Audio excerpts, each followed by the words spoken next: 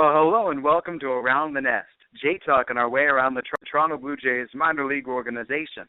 This week has a little bit of a major league feel to it. Lansing Lugnuts, earlier this week, on Wednesday night, they hosted Marcus Stroman on his customary number 6. He was wearing number 15 in the Lansing Lugnuts white, black, and red. Talk about Marcus working his way up the ladder. Let's begin this week by immediately jumping right on up the ladder to Marcus's next starting point. Let's start with Ben Wagner with the AAA Buffalo Bison. Ben, how are you? Doing great. I'm sure you guys are still buzzing in Lansing about the Stro show arriving. There really is a Stroman buzz. And it's not only that. There's the Stroman bump on social media where if he retweeted one thing with the Lugnuts, suddenly it would get 200 retweets and 300 or 400 favorites just from him commenting. It was remarkable. The kind of support, the energy that he brings around. You've had him already as a player. I'm interested to see what the difference is between having Stroman as a pitcher working his way toward the majors and now that he's had that one season in Toronto. You know, you see that a lot with some of the younger guys that have had moments of success at the major league level.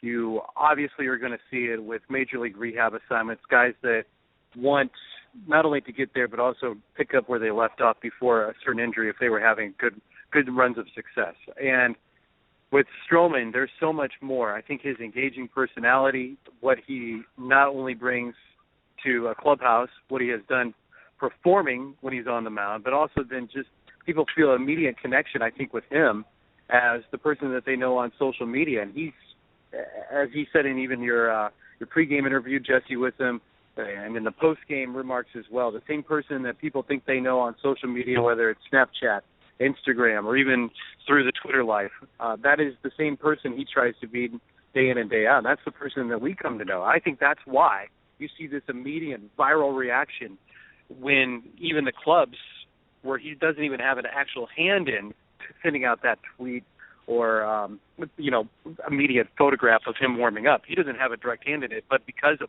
what he was able to do so quickly at a young age and really be a illuminating spot in a 2014 campaign for the Blue Jays, that's why you see so much draw. And, of course, then what didn't happen with him, probably being named the opening day starter, but then going down with the ACL injury, but what an immaculate comeback that he's having.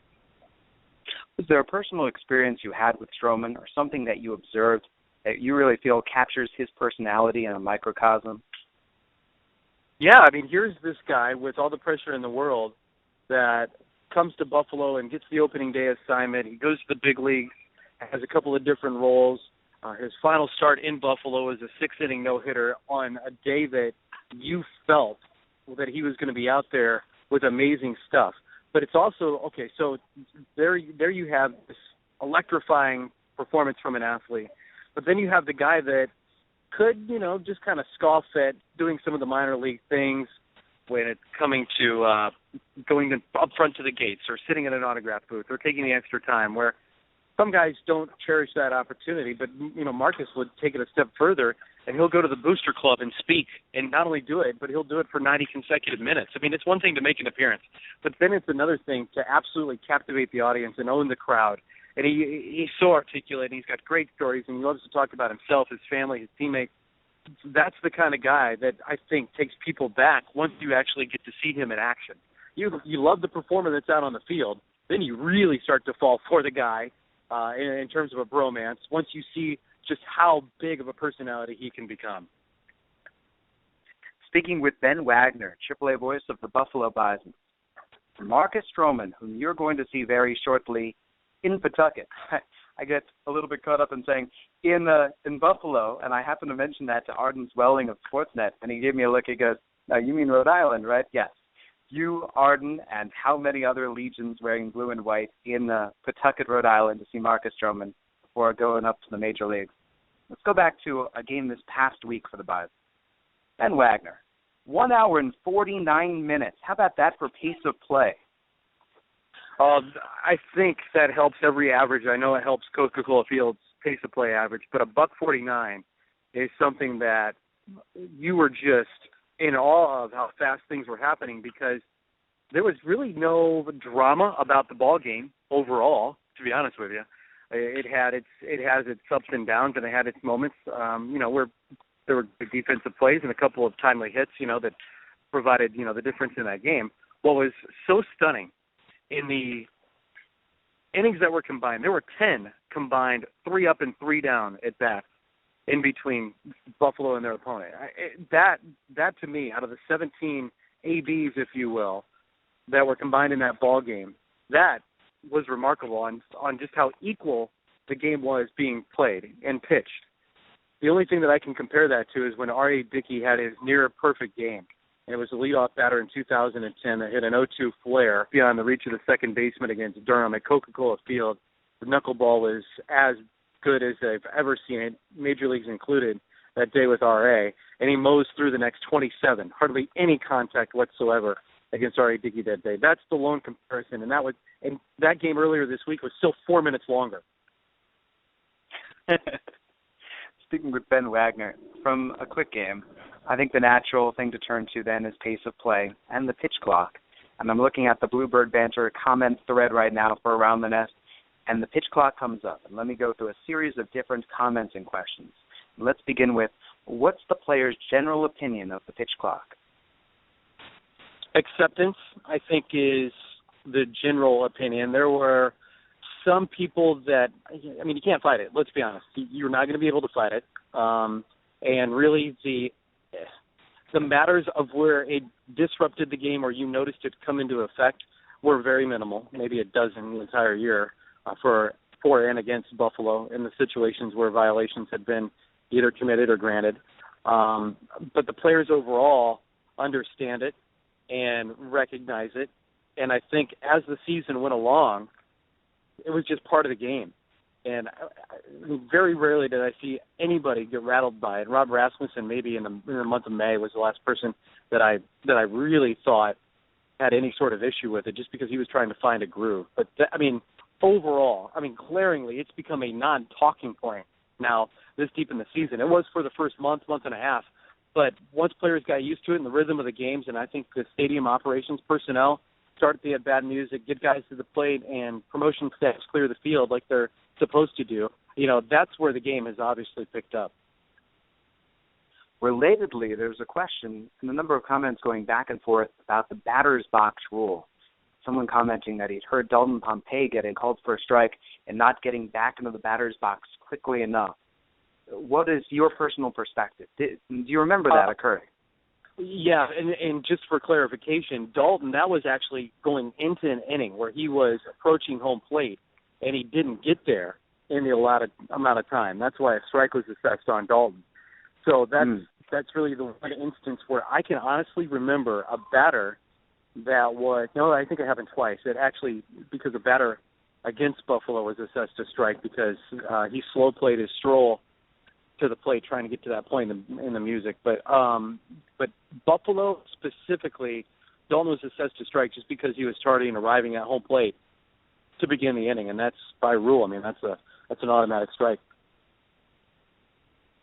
Let me switch tacks to an entirely different topic, but something that intrigues me. The Toronto Blue Jays have announced who's going to the Arizona Fall League. They've named 6 players, 3 hitters, and 3 pitchers. I get to see these players before they go to the AFL.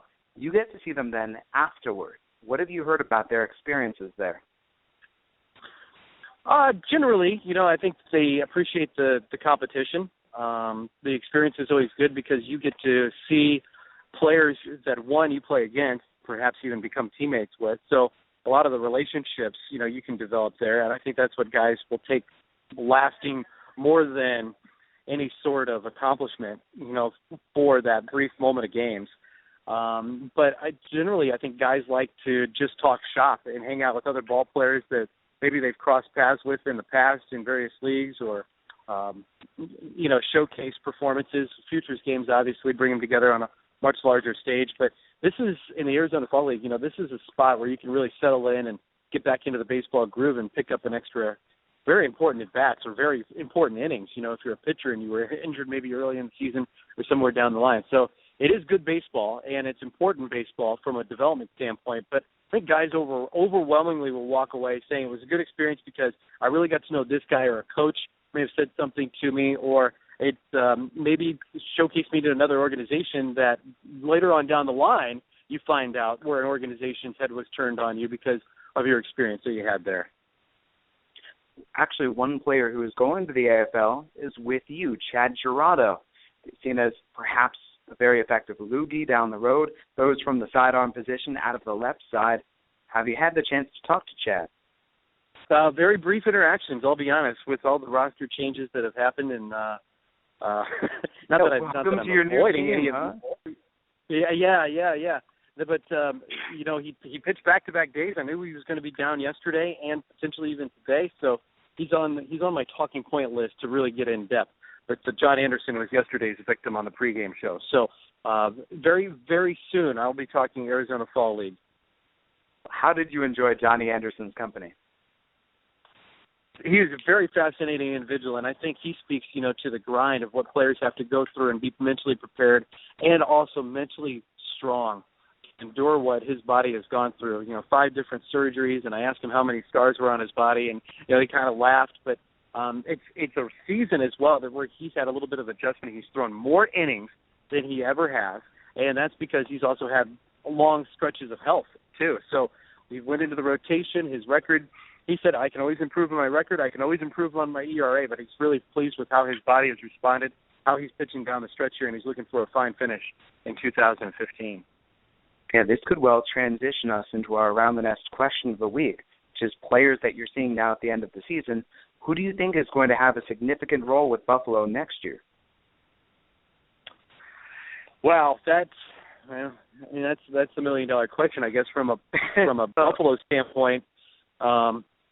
And you never know what the off season will bring in terms of free agency, trades, and comings and goings. Andy Burns has had such a tremendous year, and for a AAA rookie and somebody that wasn't sure on how his role would kind of fit in when he was promoted for the first time shortly after the beginning of the season, and no promises were made, and all he's done is collect hit after hit after hit. And his season overall has been really tremendous. He's clearly somebody that the organization is high on. John Birdie, I think, factors into 2016 as well. Go up and down the 40-man guys that could fight for a job. You never know. You hope Matt Haig can continue the ride and obviously get an opportunity to come back to Buffalo.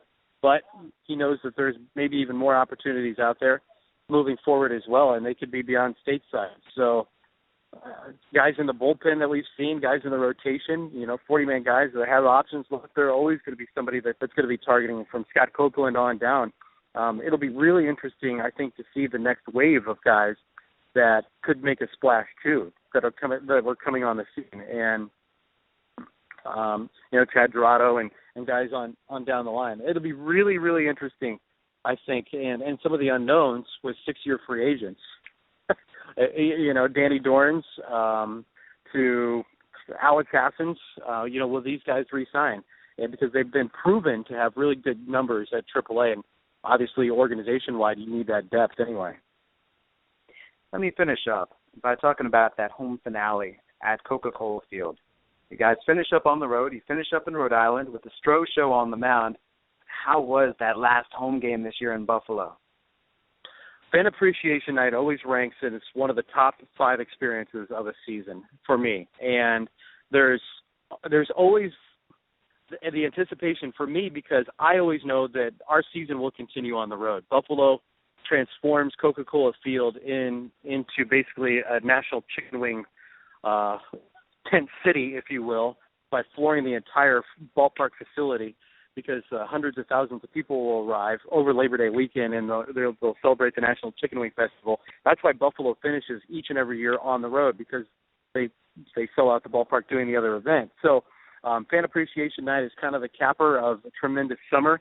Buffalo overall from July 1st averaged just under 11,000 fans per opening, which was great, and that's when kids get out of school, and that ballpark takes on a brand new life, and Fan Appreciation Night is just the crescendo of it all. You get 15,000 people. Buffalo has their best overall attendance in 5 years, second best in 8. It was a wave. Great way. Unfortunately, with the Bisons and the record falling short of snapping now a decade-long drought of going to the playoffs, which I still think will be an amazing experience once it happens for the ballpark and the community again. But 15,000 plus, to watch the ball game unfold, had a fitting send-off to the season for the Bisons to push them out on the road for the final time. Buffalo and Scranton Wilkes-Barre tonight, 7:05 p.m. the game time, and then finishing up Saturday, Sunday, Monday at McCoy against Pawtucket. Ben Wagner, thank you. My thanks to you, Jesse, and all of the comments on Bluebird Banter and all of our interaction on Twitter this year. It's been great. Ben Wagner, voice of the Buffalo Bisons at BenWag 24/7. Now moving our way down the ladder off to AA, and Ben Gelman, who's the voice of the AA New Hampshire Fisher Cats. Ben, how are you? I'm doing well, Jesse. It's good to talk to you again as we begin our final road series, 5 games in 4 days against the Trenton Thunder, of course, the AA affiliate for the Yankees. A little bit of an AL East showdown. Well, what does that mean in terms of this?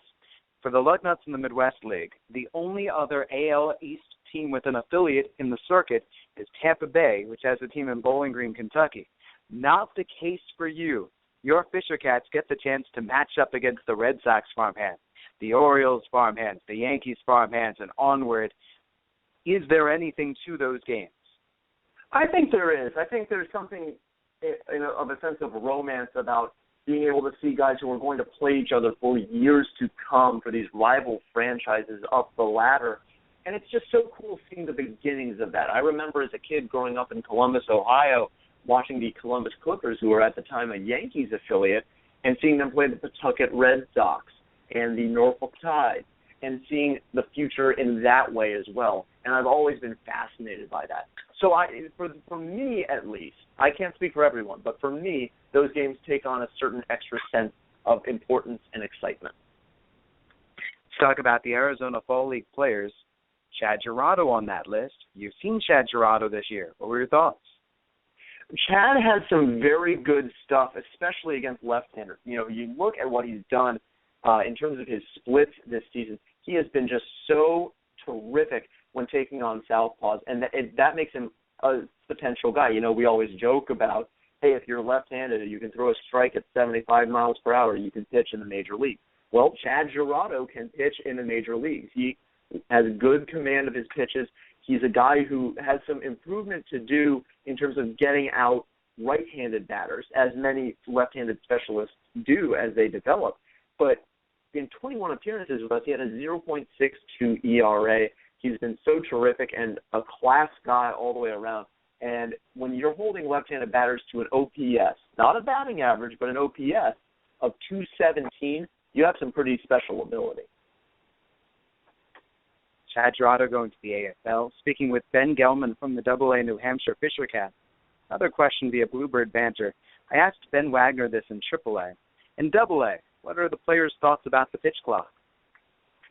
I think they've adjusted to it in general. You see still occasionally a violation, but I could probably count on 2 hands the number of violations I've seen this season. I think it's sped up the pace of play to some degree, even though our games in the last week or so have been a little bit longer. It's definitely made an impact on the pace of play. And I have never once heard a pitcher say, oh, I threw that pitch badly because the pitch clock was running down. Or a hitter complained, I was rushing to get back in the batter's box and I wasn't comfortable, and that's why I took a bad swing. I don't think any player is going to assign it too much import in how they play their game. I think they've adjusted to it as a fact of life, and I'm interested to see where it goes from here. New Hampshire Fisher Cats currently on the road. Then we talked about this before. The Fisher Cats against the Trenton Thunder tonight. Then against the Trenton Thunder doubleheader Saturday. Then again Sunday. And again Monday. It's 5 games in 4 days to close out the season. Are you ready? I think I'm ready. What fascinates me about it is that there's no way for either of these teams to make the playoffs. New Hampshire eliminated about a week ago. Trenton eliminated in the last couple of days. So for the standings, this doesn't have any impact. For the evaluators who are here to see these 2 teams, it does. And so these players are going to continue playing hard, even though the games might not matter in terms of who goes to the playoffs. This definitely can have an impact on some futures. So you're going to see some guys really try to do their best, even in a game that's not going to have a tangible impact on what the postseason picture looks like here in the Eastern League. Well, that brings us to our Around the Nest question of the week. Which players are you seeing right now that you think could have significant roles with New Hampshire next year? Well, I would say Dwight Smith, except he's spent the whole year with us, and he's really turning it up lately. He has been fantastic over the last dozen games. He's got a .388 with 9 doubles and a homer. But the guy that I think could be a difference maker for New Hampshire next year is Connor Green. Just made one more start with us yesterday to get his 3rd win of the season in New Hampshire. He's very young for the level, still just 20 years old, and I could definitely see him starting the year here in New Hampshire. And he has some exciting stuff. You've seen it yourself, Jesse. He's a guy who is a prospect that the Blue Jays can count on down the road. We always say there's no such thing as a pitching prospect, but Connor Green is about as close as it comes. He has good projectability, good velocity. The things that are missing for him are control and command, and we've seen time and again guys with good stuff work on that and develop into upper-level starters. Well, let's break down each of these players a little bit more specifically, because I want to get a little bit more into Dwight Smith Jr. A knock on him had been that none of his tools are specifically very above average, that he does a lot of things, helps you out a lot of different ways, but he might not be eye-catching. What has Dwight adjusted, or what's the difference that is helping him turn it on right now? I think what I've seen from him all season is his strike zone judgment and how it's improved as the year has gotten on. He's had 442 at-bats with us as of today. Of those 442 at-bats, he's struck out only 60 times. But he's not sacrificing overall ability. His OPS is above 700, and he's just looked very, very good, and he's turned it up lately. He had an 818 OPS in the month of August, and he's carried that success forward. In his best month, in April, in August, he's slugging mid-400s. He's a guy who has all the tools. It's a question of consistency with him. And he has started to really find his rhythm late in the season. And I think if he can carry some of these gains into next year, he could be poised for a breakout campaign, whether it's with us or with Buffalo or even culminating at the highest level. Off to Connor Green now. Have you gotten a chance to see that Green pickoff move? It was fantastic. He just picked somebody off yesterday with it. And for a guy who's only 20 years old, he won't turn 21 until around opening day next season, there's already certain elements of poise that are beyond his years. I think back to my first year in baseball with the Hickory Crawdads, 2011, and Cody Buechel, who was 19 years old, was just dominating the South Atlantic League, a guy who I thought was destined for stardom. Now, Cody got Steve Blast disease, as we call it. He got the yips and has not really recovered from that, but that's such a rare case. And Connor is so physically gifted. He's 6'3". He still has room to fill out and put a little more durability and work deeper into starts. But if he has starts like he did yesterday, where he gives up 1 run over 6 innings and puts the team in a position to win consistently, and that was only over 66 pitches, I'd like to add, he's going to have a very good career. Ben Gelman at BenJGC on Twitter, and the New Hampshire Fisher Cats on the road tonight at Trenton starting at 7 o'clock p.m. Hear Ben on the call. And then all weekend long, it's the Fisher Cats and the Trenton Thunder getting very well acquainted before the 2015 season comes to an end for the Toronto Blue Jays AA affiliate. Ben, thank you very much for your time. Jesse, it has been my pleasure all season long to be with you here on Around the Nest. It's been a heck of a first year in the Blue Jays system, and I'm looking forward to more. Well, welcome. We know that you had been in the Philly system. You'd been elsewhere, and now this was a pretty darn good campaign to join the Blue Jays. It's a good year to get part of what Toronto's got going on. Uh-huh. My pleasure to be here. All right. Sorry, go ahead, Ben. No, I was just saying it's been a true pleasure to be here in such an exciting year. Well, thank you. Ben Gelman, AA New Hampshire Fisher Cats. Let's move on down the ladder from AA. Let's go to A Advanced, the Dunedin Blue Jays. And I'm joined now by Marshall Kellner. Marshall, how are you? Doing well, Jesse. How about you? Doing very well. Let's immediately dive into Arizona Fall League. I was able to talk to Ben and Ben about Chad Gerardo. You've gotten to see Chad Gerardo, I believe. did Chad make a stop with Dunedin this year? Yeah, he did. He started here, a bit surprisingly so, kind of like Will Browning. And Chad was fantastic, kind of like what the second Ben just told you about. Impossible for lefties, pretty much, to get a hit off of him, and even righties at the advanced level struggled as well. He's a guy who pounded the strike zone. You could count on him in high leverage situations, and that funky arm slot. It's always tough for a hitter to adjust to late in the game. So I think he, no question about it. And I've talked to several scouts about him in the Blue Jays system and elsewhere. Very high on him. And he can get left-handed hitters out in the big leagues, just as I think Will Browning can get right-handed hitters out in the big leagues. And really, as a lefty, if you can get lefties out, there's going to be a spot for you. Chad Dorado going to the AFL, and joined by some other guys that you've seen. We can go over each one of them in turn. Let's begin with Brady Dragmeyer. Well, Brady, as I've said before, these past few weeks, has had a phenomenal second half. He's gone through a bit of a rough patch here lately, but he had a run, Jesse, where he had about 20 appearances in which he allowed one earned run over. I mean, after he came back from extended spring training, it hasn't been without adversity and struggles for Brady. I mean, he came here at the beginning of the season, and it was like every time he came in the game, you expected the other team to score a bunch of runs, frankly.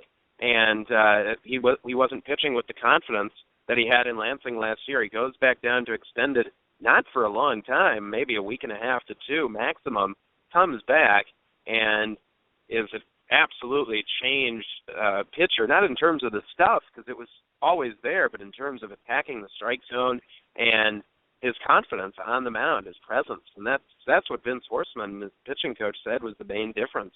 And I think that's a great honor for Brady. He's extremely for the Arizona Fall League. From Dragmeyer and Dorado, let's talk hitters. Let's begin. How about Roman Fields? Well, what a story. I mean, you're a mailman at one day and then a professional baseball player the next. He thought maybe his time playing the game was over, and he kept fighting. One scout saw him. That's all it takes. Stroman and Prince George, and makes it all the way up to AAA this year. Tremendous speed, improving as a hitter. Last year was the first season he had hit in the off season ever, because when he was in college at an NAIA school, Bethany in Kansas, he also ran track, and there wasn't really anything for him off-season wise in terms of baseball. So I think even though he's a little bit older than you might see, of players at this level, he's 23, I think still. He is raw in terms of his abilities as a hitter, but he has those abilities, and he's just continued to improve at a rapid rate. All right, now into the two first basemen, beginning with Matt Dean. Jesse, last night, Matt Dean hit a home run off the top of the batter's eye at Florida Auto Exchange Stadium, and I think you've been there before. It is 35 feet high off the ground. It went off the top right corner of the batter's eye and came back onto the field. I talked to Matt after the game, that it was probably the furthest he has ever hit a baseball in his life. I guess he had some players in the clubhouse after were telling me he had a big one at Lansing as well. But I'd be hard-pressed to say it was bigger than this one. I think this one was at least 450 feet by my amateur measuring mind. But the ball was absolutely crushed. I've never seen a center fielder just give up on a ball so quickly as they did, as the center fielder for Clearwater did last night. It was a prodigious blast. And Dean has improved steadily throughout the year in terms of laying off of pitches out of the strike zone. He's done that most especially the last 2 weeks, where his walk totals have come up considerably. So I think Matt is very close to being ready to contribute in a big way at the AA level. Can you imagine if he had hit that home run in spring training? Same distance, same ballpark, goodness, with a lot more eyes on it. Yeah, so some media requests would have been had, that's for sure. But it's pretty cool, and I think who knows, maybe he will get a chance to hit some of those home runs in spring training. And I know the guy you're going to ask me about next, Rowdy Tellez. Can I just jump into him? Do you know what Rowdy Tellez did this spring training in his only no, spring I know. training That's at what I was going to say. Days? That's what I was. That's what I was going to say. He did have a chance to hit one in spring training, and as a result, there was a lot of buzz about Rowdy heading into the season, and justifiably so. Good to see that he is going to be 100% coming off of his hand injury, and he was tremendous for us. I mean, just about a month's worth of playing time, and he had 7 home runs, just was a force in the middle of that lineup. So, again, just 20 years old for Rowdy, and boy, what a player that is advanced beyond his years in terms of his plate discipline and that incredible power. Around the next question of the week from Marshall Kellner, voice of the Dunedin Blue Jays, Class A advanced for Toronto in the Florida State League. Which players that you're seeing at the end of this season, who are you seeing that you think could have significant roles with Dunedin next year? You know, it's hard because you root for these guys to make the large jump up to Double-A, and I think some of them will, but I think some of the guys we might see start here, you think in terms of the pitching staff, Shane Dawson, who just got sent back down to Lansing for the playoffs there. I think Shane could have a big role with this team, just 21 years old, a left-hander who is very Mark Burley-esque and an incredible athlete on the mound. I think, Sean Reed Foley, who is back down at Lansing now, just 19 years old, could see him have a big role in the starting rotation. In terms of position players, I think Derek Lovelace may start the year here again, but Derek had a great August, 4 of his 10 home runs in the month of August. He's been the team leader in walks all season. So I think those are a few that you might see start at this level. And then who knows, a guy like Max Pentecost, who unfortunately we haven't seen play this year, and people always ask about him. So if he can get himself healthy, he may be a guy to start the year here with the DJs. Did you get more questions about Pentecost than any other player? I think from scouts they ask about him, and I think I got more at the beginning of the year than anything. Just wanted to know how he was recovering, but I think people realize now that going to be about next year for Max, and we'll see what happens. But yeah, I do get a lot of questions. I wouldn't say more than anybody, but certainly up on the list. There's a question on Bluebird Banter about Anthony Alford. And the question said, what can we expect of him? Is he better than Dalton Pompey? Worse? Completely different? Doesn't seem to have a lot of power, adds the commenter. How do you react to that? What are your thoughts? I think, and he's one guy I didn't mention because I think he very well could start the year at Double-A next year, but still just 21 years old, so we'll see. I didn't cover Dalton Pompey. I did see him a little bit in spring training. And I think defensively they're pretty similar, although Anthony, I would just say, is a little more raw. I think in terms of the tools, he has just incredible tools. You can tell by just looking at him that he played football. Maybe you think he played linebacker instead of defensive back when you look at him, because he's a very strong man. And I think the power will come. I'm not saying it's going to be Rowdy Tellez power or even Matt Dean power, but I think the power will come. He had a big 2-run homer last night to left center field, and that's important for Anthony. We've been talking about he has to drive the ball, has to pull the ball with some more authority because he's very adept at going the other way. But I think in terms of approach, it's fantastic. I think in terms of his athletic ability, his base stealing, he's only scratched the surface of what he can do as a base stealer because he's still learning the game. He actually made a big base running mistake the other day, but those are going to happen as he continues to learn this game. And, he may not ever be a natural in terms of ball IQ because, he's learning at 21 years old. But, once he learns the little things a little bit better, the sky's the limit for him. I think he's extremely talented. Compare and contrast. The commenter compared him to Dalton Pompey. How about you with him and Roman Fields? Talked about Fields earlier. He started off your season as the Dunedin leadoff man. Now Alford's in the role. what are the two? How are they similar and how are they different? I think Anthony is a little bit more patient than Roman was. Roman wanted to get up there and attack right away. That's just the kind of hitter he was, and he admitted he needed to up his patience a little bit. I think for Fields, going the other way was something that he had started to do more and more, and for Anthony that comes more naturally, whereas pulling the ball doesn't for him. So I think those are the main differences, and obviously Fields is left-handed and Anthony's right-handed. One thing Fields does a lot more than Alford, bunting. And I think that's another part of Anthony's game, that with his speed, you almost have to learn how to be at least a decent bunter, because you can steal a lot of hits that way. Buffalo finishes the season in Pawtucket. New Hampshire finishes the season in Trenton, New Jersey. Meanwhile, the Dunedin Blue Jays, they also finish the season on the road, taking on Clearwater tonight, tomorrow, and then Sunday, closing out the 2015 campaign. Marshall Kellner's their voice. Tune in, Dunedin Blue Jays, DunedinBlueJays.com, and Marshall on Twitter, @MarshallKellner. Marshall, thank you very much. Thanks, Jesse, and thanks for all your work this year putting this together. It's been a lot of fun. No, thank you. I appreciate it. Well, for Marshall Kellner in the Florida State League, Ben Gelman, AA Eastern League, Ben Wagner in AAA International League, I'm Jesse Goldberg-Strassler, Single A Midwest League, talking Lansing Lugnuts. And I suppose we're going to have to talk about Marcus Stroman, aren't we? But I'd rather you heard it from him. Here's Marcus Stroman's post-game press conference after his rehab start on Wednesday night. Just to get back out there, man.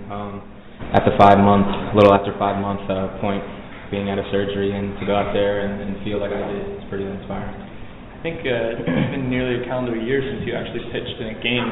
How did that feel? It felt natural, man. It felt like I was home, you know what I mean? I felt very comfortable out there. All the work that we put in, you could tell that it shows. I feel great. All my pitches felt great, and just looking forward to getting to Pawtucket, dominating there, and getting back to the big leagues. Of your pitches, what did you have the best feel for tonight, and what would you like to improve? Just improve everything overall. Fastball command a little bit. As far as pitches, man, my changeup felt really good. Cutter felt great. Slider felt good. Curveball felt good. Sinker felt good. Everything felt good, man. I'm right there. Looked like you used that changeup early in counts a lot. Was that by design? Or? Yeah, I've been working on the pitch a ton, man, all through this rehab process, and actually I've been working on it with Sal Fasano down when I was in Florida, so it's made pretty good gains, and I'm excited to use that pitch, especially left on left, right on right. It's going to be a really positive pitch for me. How'd the knee feel? So you cover first there to be. Yeah, how'd I look? Good? Yeah. Yeah, it felt good, man. I'm ready, man. I've been through a lot this summer, but everything was to be in this position I am today. In the first inning, it looked like you were pitching pretty quickly. The tempo was high. Yeah, it was a little man. It was just antsy, just getting back out there for the first time, but I was a little more calm in the second inning, dialed it back a little bit. But yeah, I felt like I was working very, very quick. I actually stepped off in the first. In the first, at one point, I was kind of like out of breath. I was like, I need to slow down a little bit here. I felt like I was working like Burley a little bit. But everything overall, man, felt great. In the fourth, it looked like you really kind of hit your stride. You had probably had 4 strikeouts in the inning early. How did it feel? Felt good, man. As the game progressed, I felt like I was commanding a lot better. And my stuff started to feel sharper as the game went on. So, yeah, just a matter of getting all those pitches where they need to be. They're right there. Looking forward to Pawtucket to kind of finalize, finish up, and just make the pitches exactly where they need to be and get back to the big leagues, man. For you, what's that next little bit of stretch before Pawtucket look like as far as travel and just getting ready for that? I'll be in here at 7 in the morning working out. Then I'm going to drive. I have a rental car. I'm going to drive to Detroit. I have a flight. I'm going to Toronto tomorrow. I'll be with the team. The rest of the way. I'll end up flying with the team to Boston on Sunday, and then I'll take a car service to Pawtucket Sunday night, pitch Monday, and then join the team back Monday night, Tuesday.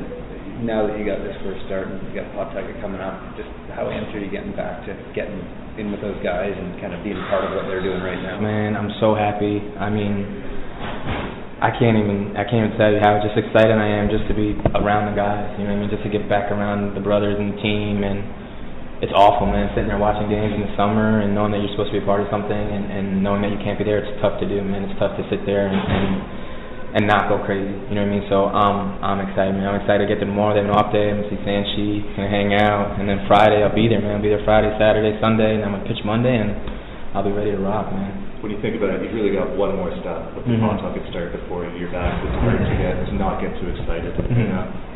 Yeah, I'm doing my best to try and just stay relaxed, man. You guys know I'm a pretty amped up guy, so I'm doing my best to stay as calm as possible and to just take it day by day and just to focus on doing everything I can to strengthen my knee and get my pitches where they need to be. And once I get back to the big leagues, I'll be ready to rock. I think back in April, we saw you in Tampa. You're just barely a month out of surgery, and at that point it seemed like a total long shot, but you were still saying September I'll be back. If there's I think you said if there's a pennant race or if they're in the playoff race. Now they're there. I mean, how does it feel to that becoming a reality? Yeah, I mean, like you said, just shows that all the hard work kind of paid off. You know what I mean? Nobody puts higher expectations on me than myself, and no one has more confidence in me than myself. So I'm ready, man. I'm more motivated and more hungry now than I've ever been, and I'm ready to get back to the big leagues and contribute to this unbelievable team and to get to the playoffs, do something special. This has always been a tough journey, lots of ups and downs. Looking back, you probably wouldn't want to go through it again, but in a way, did this make you stronger, at least mentally, off the field? 100%.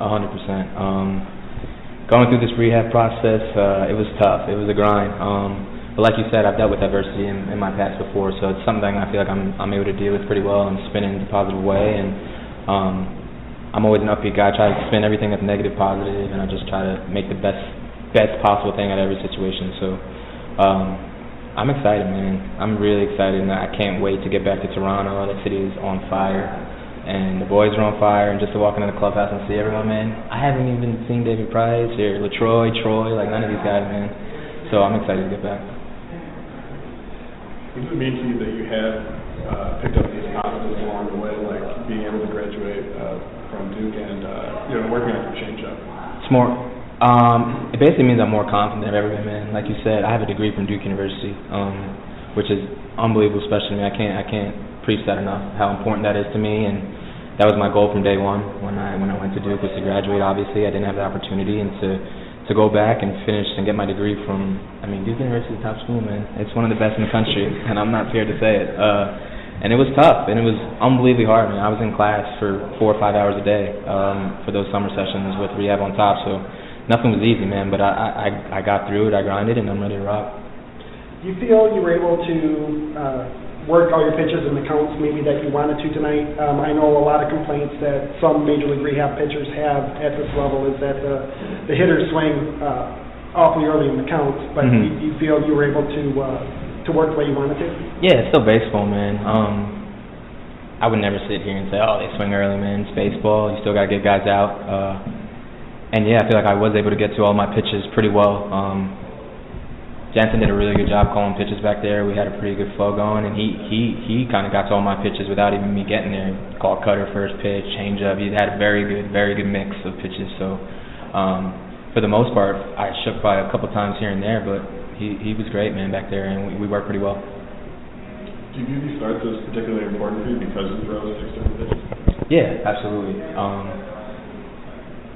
I need that time, but I've had that time. I've been throwing through this whole process too, so it's not like some people might wonder, oh, his arm ready? My arm's beyond ready, because I was throwing when I couldn't walk, and I stayed on top of that. So my arm's ready, my knee's ready. I'm ready to be back and down there. Was there any sort of adjustment you made once you got to the big leagues last year? I noticed towards the end of the season you were relying on your sinker even more. Yeah, I found a sinker. I found a completely new pitch, and it did wonders for me. I was never a sinker guy. I was always a 4-seam slider. I'd go 5 innings, punch out 13 or something like that, but I would never be able to get deep in the games because I didn't have that early contact pitch or that pitch to get ground balls, and just toying around with grips.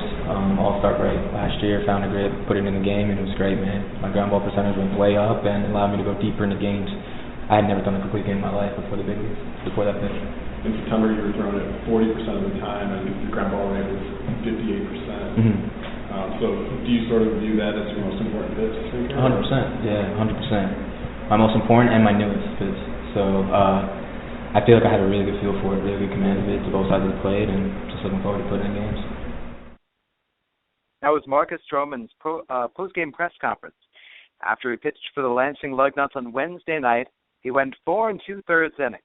He allowed 1 walk, and the general consensus around has been he was throwing pitches that were near the zone, if not quite in the zone, when he walked the Great Lakes Loons batter. Marcus Stroman allowed another base runner. That was on an error committed by shortstop Richard Arania. Base runner eventually stole second, departed due to injury. Logan Landon, replaced by pinch-running Jimmy Allen, made his way to third base in a wild pitch, stranded there, because there was when Marcus Stroman picked up one of his 7 strikeouts. Slider looked great. Changeup looked just as good or maybe even better. Marcus Stroman's changeup is a circle change, and he's developed it during his time away from the field. His sinker new from last year, his changeup new from this year perhaps. It was exciting. It was exciting coming in, and number one, Stroman arrived during Monday night's game, so 2 days before Wednesday's start. And then on Tuesday morning, he came in at 7 in the morning or as early as he could, and he got in a good workout. He was in there before anybody else. And then the day after Wednesday, Thursday morning, he was once again in a 7 o'clock workout at the stadium before having his travel woes in his attempts to return to the 6th. Marcus Stroman, number 6, wearing number 15 with Lansing, impressive. This was a major leaguer pitching against single-A players, and they had no shot to hit his stuff, especially the secondary stuff. And so next up, well, AAA, it's going to be a little bit more of a tougher challenge. Stroman arrives back toward the major leagues. That's step 3. But he fired a bullpen session today in Toronto, and then he met up with the media, and his enthusiasm is still very high. Meanwhile, the folks here in Lansing, we're still buzzing. We really are. The energy that he brought, the fans that came in, on social media, the pictures, the media that came in from Toronto to cover him, it was a sensation. I worked 16 hours. I worked from 10 until 2 a.m. It was all worth it. Everybody wanted to talk Marcus Stroman, and there's a reason why. He was a rock star. He was a rock star as a person, and he was a rock star out there on the mound, and it was fantastic. Now, besides Stroman, and besides him with the Lansing Lugnuts, let's get to these Bluebird Banter questions. About Anthony Alford, about that question, what can we expect of him? Is he better than Dalton Pompey? Dalton Pompey glides. When Pompey runs, he's really quick, but it's a different kind of speed than Alford. Pompey glides around the outfield. He makes his way to bases faster than you'd expect him to get there. His first step, so quick. Anthony Alford is power. It is a power sort of speed. In the outfield, laying out for diving catches. It's very different than the graceful Pompey. On the base paths, he explodes into the base. At home plate, now the home runs have not come yet, but there's power there. Dalton Pompey has wanted to have home run power like Carlos Beltran, so he told me that he patterned himself after. Switch hitter, power from both sides, and he's starting to tap into it. Anthony Alford had developed an opposite field stroke, hitting the ball to center toward right, and they're talking to him about using it to left center. He's got power. He's learning to tap into it. He's working on a swing. He's worked on his offensive approach, just his swing to where it is now compared to when he first joined the organization. It is different. It is better. And his learning curve has been something else to watch. The fact that he started up with the Lansing Lugnuts this year after very little professional baseball time, and then an Australian League baseball experience where maybe the results weren't great and he struck out a ton, but at least he was playing. And he joined the Lansing Lugnuts, and then shortly thereafter got promoted up to Dunedin after getting a Midwest League All-Star spot. Alford is eye-catching. When he's at the plate, or when he's on the bases, or when he's in the field, you can't take your eyes off of him. He's going to make something happen. Works the count deep and hits with pop. Doubles, triples, no big thing. When he gets to first base, if he wants second, he's going to grab it. He was the prototypical leadoff hitter, and he gets on, and you cannot stop him from scoring. He is taking third on you. He's turning a leadoff walk into a double, maybe a triple. That's Anthony Alford. He's different from Dalton Pompey.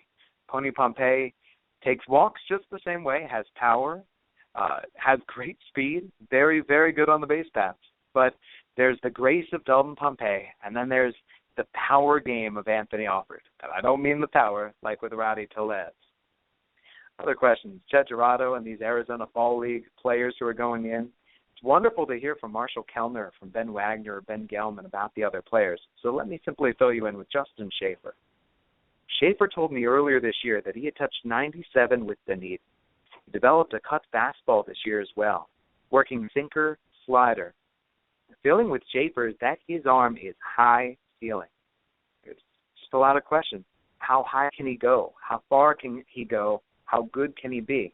In a little bit of a sense, he reminds me a touch of Kendall Graveman in terms of the fact, here's this draft pick in the 8th round, taken out of a big-time SEC school, Graveman from Mississippi State and Justin Schaefer from Florida. And the arm is better than what you currently see. You get him into the organization. You work with those mechanics. He's already had to pitch against tough competition and in really big games. He's got a bulldog mentality. You don't doubt his work ethic. Justin Schaefer was a high school quarterback and a star at that, works hard off the field. Kendall Graveman was the hardest working guy in the clubhouse when he was here. If you develop Justin Schaefer, suddenly there's another big-time pitching prospect out of nowhere. By big time, I mean a guy who can pitch in the major league. The fact that he's going to the Arizona Fall League, and yet he's the guy going off the Lansing Lugnuts roster, and will likely pitch in Game 2 of the postseason series, Lugnuts against the Great Lakes Loons. I think there's a belief that Justin Schaefer can be a lot better than what we've seen this year. Now, this year was a step forward. This man has talent for days. It's about Justin. You've heard about the other guys. It's going to be fun to watch. Rowdy Tellez going to the Arizona Fall League. Coming back from the surgery to remove the hamate bone. He'll be back. He'll be crushing it. He'll be drawing walks. If he uses the opposite field, he'll be golden. He is your prototypical number 3 or number 4 power-hitting first baseman. Just crushes it. I'm Jesse Goldberg-Strassler with the Lansing Lugnuts. 2015 League MVP Ryan McBroom and the Lugnuts heading to the playoffs next week. Next Wednesday, Game 1 in Great Lakes. Next Thursday, Game 2 in Lansing. That's 2 out of 3 series. Necessary, Game 3 in Lansing, and it would be that coming Friday. That'll do it for this week. Everybody else wraps up their season after the weekend, or in Dunedin's case, on Sunday. We'll see if we can do one more around the nest, just to recap this year, just to go over everything that we saw. For this week, though, time to say farewell.